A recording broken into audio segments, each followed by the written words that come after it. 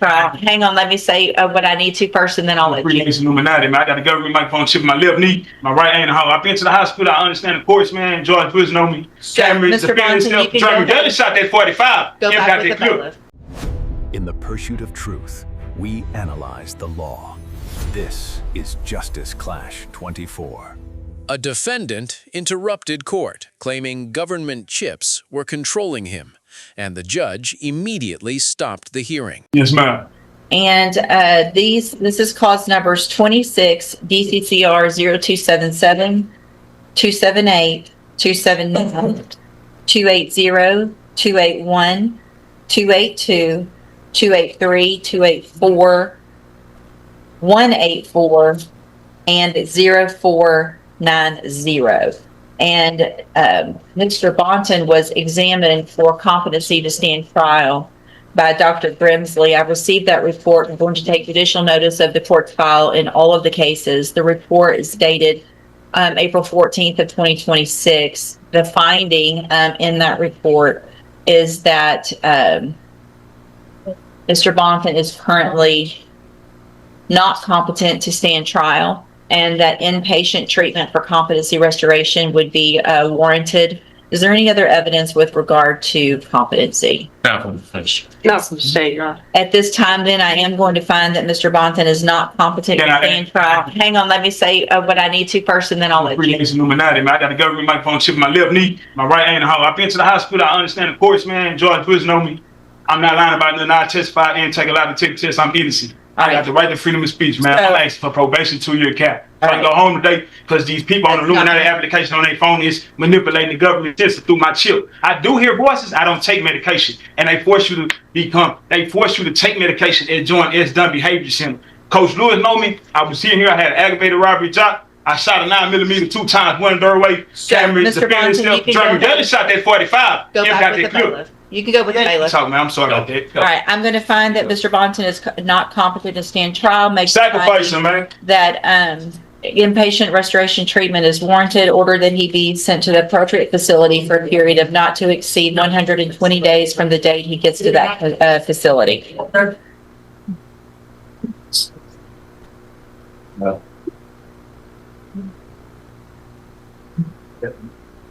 Well, Hey, what? the lot. Y'all should have went back. All right, let's see. Mr.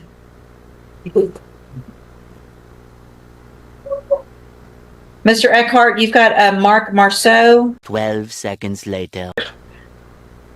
3 cases. Good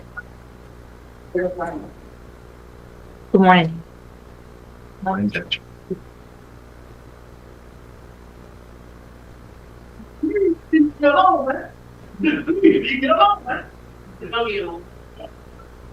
think that needs to become a full case. Wait, I'm gonna do it right way. Very tall. Hey, can I go on my stuff, man? If they rather be murderers than rapists, don't keep their case, bro. Better approach the fucking nigga talking. Right. True to prior convictions, making this offense a second-degree felony. The agreement was for a cap of 8 years in prison. I received the pre-sentence report. Has everyone had an opportunity to review that report? We have, Your Honor, and I want to commend Justin Riley on what a great report he wrote.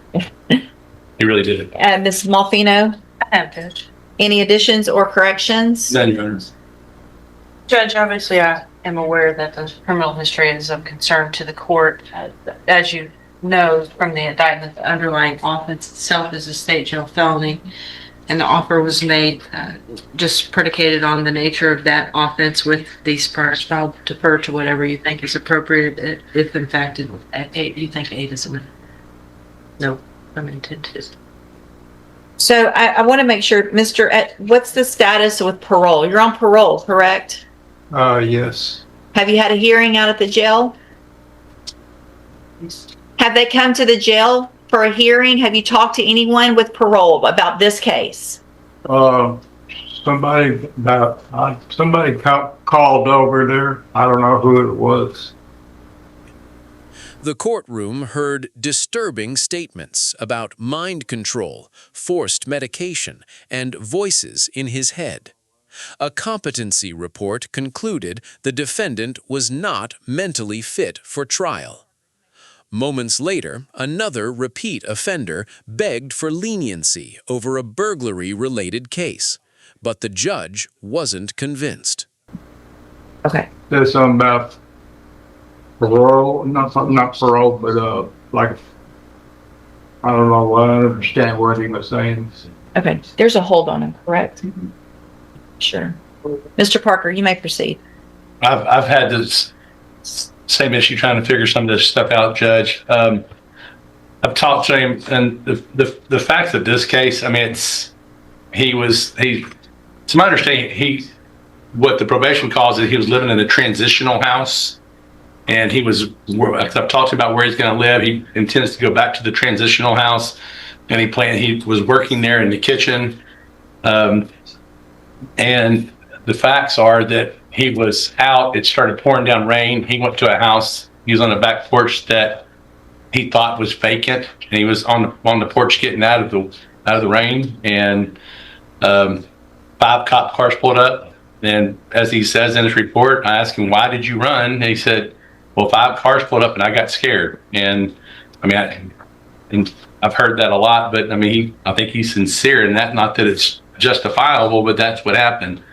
He wasn't trying to break in the house, and that's what happened in this case. And I would point to the probation officer that thinks he might respond better to a structured guidance than to extended incarceration. It's in the top paragraph on page 5, the last sentence.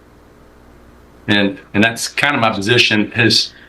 I think the last time he was in trouble, well, he's obviously been incarcerated, but it was in 2017. I clearly think that the probation office has pointed out everything that's about him thoroughly in this report, and just going back to his childhood, how he's raised and how he's lived, and his educational standing and his mental capacity. I think he's competent, but it's not as high as a lot of people that are out there, and he struggles to get by. The burglary, I'm just glad we're not here on an offense involving him actually being inside someone's home or involving a child. So, but based on the mitigating factors pointed out by Mr. Riley, I'd ask the court to consider the 8.